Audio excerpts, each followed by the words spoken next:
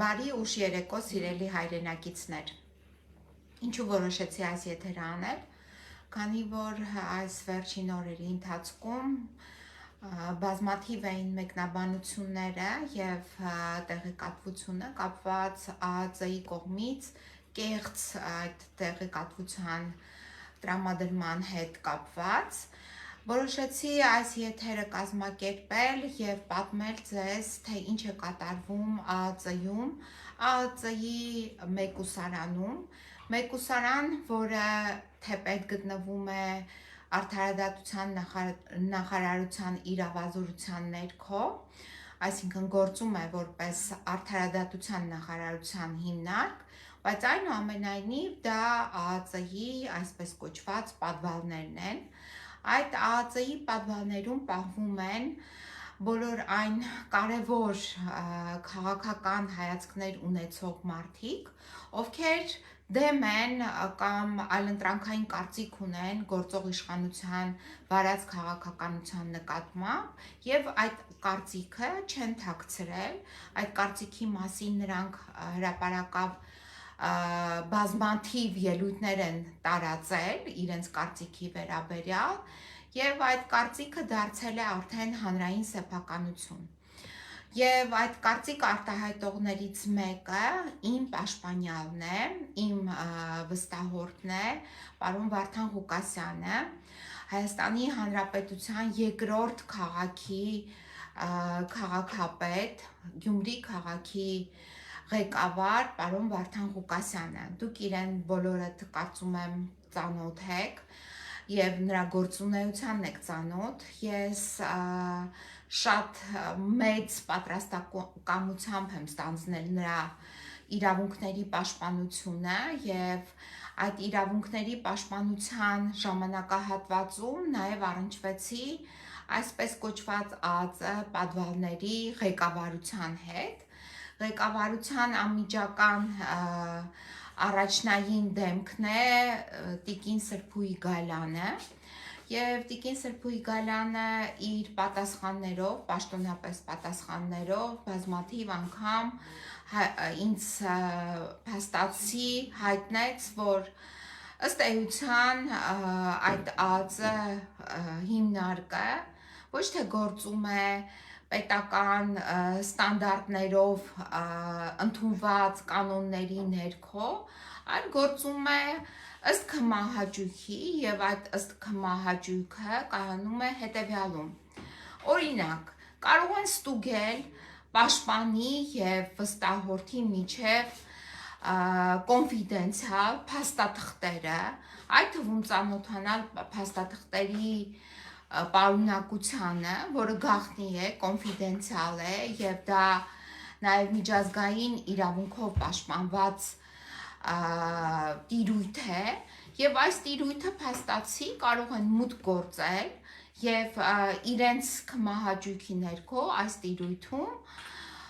որոշումներ կայացնել, օրինակ կոնֆիդենցիալ փաստաթղթերը թույլ չտալ, որպեսզի պարոն Վարդան Ղուկասյանը իր հետ տեղափոխի իր խուծ և այնտեղ խցում այդ փաստաթղթերի հետ կապված աշխատանքներ վարի։ Այս փաստաթղթերը իրենք կարող են ծանոթանալ և անունը դնել որպես զննություն և դեռ քիչ է, որ անունը կարող են դնել զննություն, մերժել այդ փաստաթղթերը վերցնել պարոն Ղուկասյանին իր հետ վերադարձնել այդ փաստաթղթերը, դեռ ավելին ինձ էլ կոպտել, ասել, որ այդ փաստաթղթերը միգուցե պարունակում են այնպիսի տեղեկատվություն, որը արգելված է, օրինակ փախուստի վերաբերյալ տեղեկատվություն, ինչ-որ փախուստի պլան կամ ինչ-որ պոռնոգրաֆիկ նյութեր։ Դուք պատկերացնում եք տիկին Սրփուհի Գալյանի ղեկավարած հիմնարկի կասկածները իմ կողմից տրամադրված նյութի վերաբերյալ։ Այսինքն այս մարդիկ բացի իրենց վախերը, որը սահմանափակվում են օրինակ նման մեկնաբանություններով,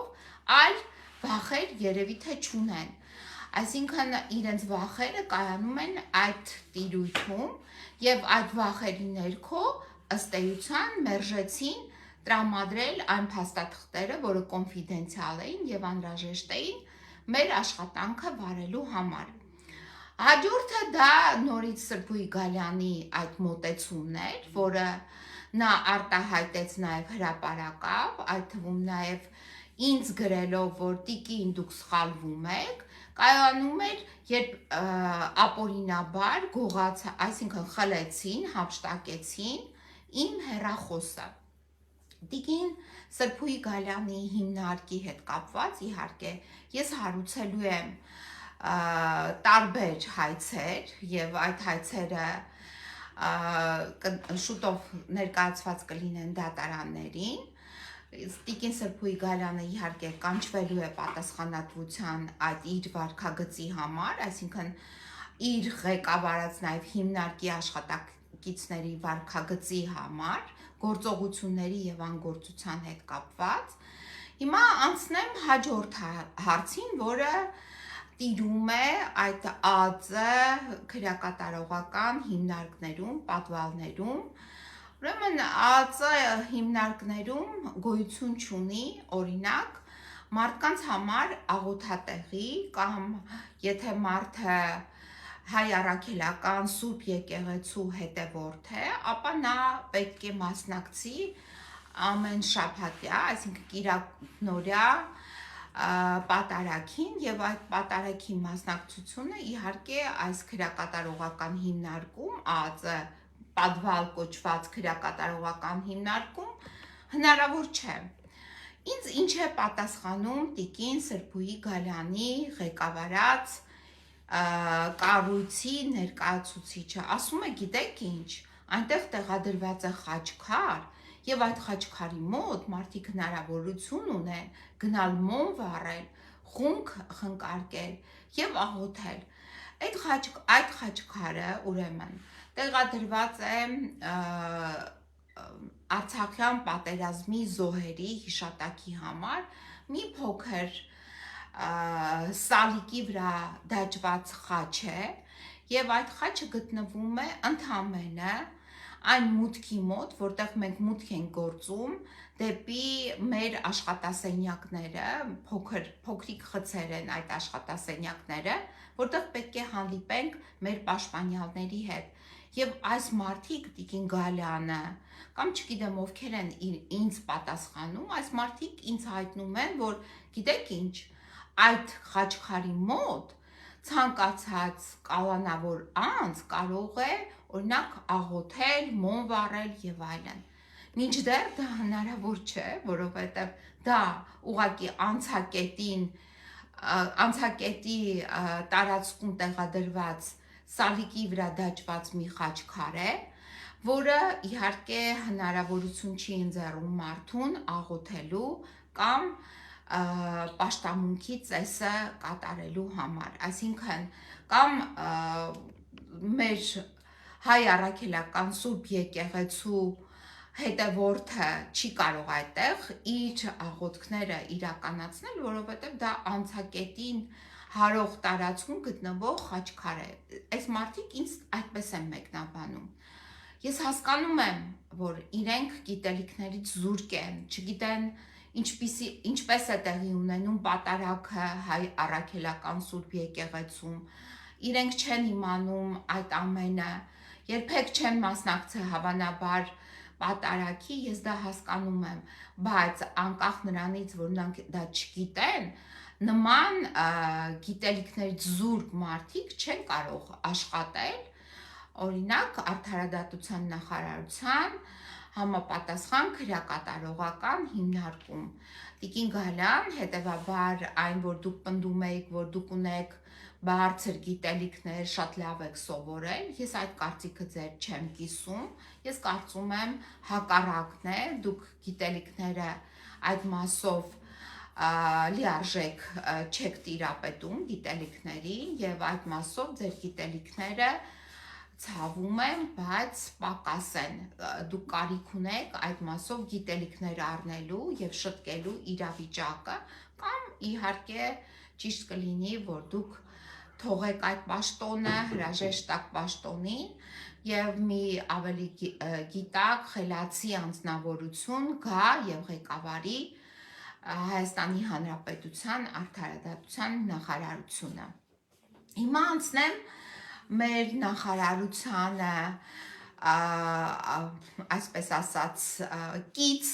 ԱԱԾ քրեակատարողական ծառայության ԱԱԾ պատվալների պայմաններին։ Ուրեմն պայմանները դա խայտառակություն են, այնպիսի պայմաններում են պահում կալանավորներին, օրինակ 15 քառակուսի մետր խցում գտնվում են միաժամանակ միասին 4 կալանավոր, այդ 4 կալանավորներից մենք դեռ չգիտենք այդ կալանավորների պատմությունը ինչպիսին է, այսինքն կա հստակ օրենքով սահմանված պայման, որ նախկինում դատապարտված է, չի կարող գտնվել այն կալանավորի հետ, որը երբևիցե դատապարտված չի եղել։ Բացի այդ, ծխողները չեն կարող գտնվել, օրինակ, չծխողների հետ, դա նույնպես արգելված է, ոչ միայն էսթետիկ եւ կալանավորների պայմանների հետ կապված, այլ նաեւ առողջական տեսանկյունից դա ուղղակի արգելված է, երբ ծխող մարդը գտնվում է, ապրում է նույն խցում, ինչպես չծխողը։ Հիմա 15 քառակուսի մետր խցում պահվում է 4 կալանավոր, բացի այդ դուք պատկերացնում եք 24 ժամ շարունակ մարդիկ փակի տակ գտնվում են 15 քառակուսի մետր խցում, որտեղ նաև գտնվում է իրենց, այսինքն կենցաղը այդտեղ են իրենք վարում, նաև այդտեղ է գտնվում իրենց, օրինակ, կարևոր նշանակության մարդու բնական կարիքները հոգալու համար, ինչպես կասեր իմ տատիկս, պետքարանը, այսինքն պետքարանը գտնվում է նույն 15 քառակուսի մետր խցում եւ այդ պետքարանը մարդկանց մնացած բնակելի, այսպես կոչված մահճակալից կամ ուտելու փոքրիկ այդ սեղանից գտնվում է մի քանի մետր հեռավորության վրա եւ այդ պետքարանը առանձնացվում է այդ սեղանից ուտելու ուղակի բարակույրով եւ 4 մարդ այդտեղ բնակվող նույն այդ վայրում օգտվում են եւ այդ պետքարանից եւ նույն այդ վայրում գտնվող փոքրիկ հաց ուտելու սեղանից եւ այդ խուցը ունի ընդամենը 2 փոքրիկ պատուհան եւ չունի օդափոխության հնարավորություն այս պայմաններում պարոն Վարդան Ղուկասյանին պահում են ավելի քան արդեն 2 ամիս հոկտեմբերի 21-ից սկսած պարոն Ղուկասյանը գտնվում է այդ խցում, այդ ԱԱԾ պատվալ կոչեցյալում, որ հիշում եք, ինչպես էր հայտնին աղմկում ազգային ժողովում, որ ինչ պետք է անի, բոլորին պետք է շպրտի այդ, ասում էր, չէ, տանելու եմ, լցնելու եմ, ԱԱԾ պատվալները եւ այլն։ Հիմա այս գործողությունը ըստ էության կատարվել է։ Եվ այս գործողության հետևանքով մենք նաև ավելի մոտ ծանոթացել ենք այս ԱԱԾ կոչեցյալ պատվալների պայմաններին եւ վաղուց պետք է այդ ԱԱԾ կոչեցյալ պատվալները փակված լինեին, վաղուց իհարկե ես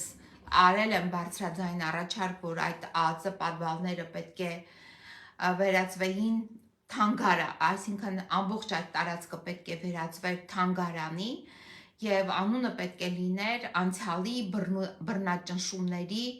վերաբերյալ թանգարան եւ այդտեղ մենք պետք է ցուցադրեինք թե ինչպիսին են եղել մարդկանց նկատմամբ բռնաճնշումները եւ դասախոսություններ նաեւ այդ ուղղությամբ պետք է տրամադրեինք երիտասարդ սերունդին, որպեսզի այլևս այդ ԱԱԾ պատվալներ հասկացողությանը եւ ընդհանրապես ԱԱԾ, ԿԳԲ, ՆԿՎԴ այդ հասկացողությունները լինեին մնային անցյալում եւ դրանք լինեին միայն պատմության առարկա եւ չառնչվեին մեր առօրյա կյանքին, բայց պարզվում է, որ այս ԱԱԾ-ականները այսօր էլ են արդիական, օրինակ ինչ որ հարցումների ներքո կարող են տրամադրել ինչ որ կեղծ փաստաթղթեր, այն էլ գրված հայերեն լեզվով, մինչդեռ այդ ԱԱԾ-ն այդ մեր անցյալի NKVD-ն է, NKVD, KGB եւ այսօր դարձած արդեն ԱԱԾ եւ փաստացի առավոտ որ մենք գնում ենք մեկուսարան եւ այդ ժամանակ որ սպասում ենք թե երբ են մեզ մուտքը ապահովելու դեպի ԱԱԾ մեկուսարան, ես տեսնում եմ այնտեղ բավականին երիտասարդ սերունդի ներկայացուցիչներ, հայեր են այդ երիտասարդ սերունդի ներկայացուցիչները եւ այդ երիտասարդները երևի 25-26 տարեկան, այսինքն մարդիկ, ովքեր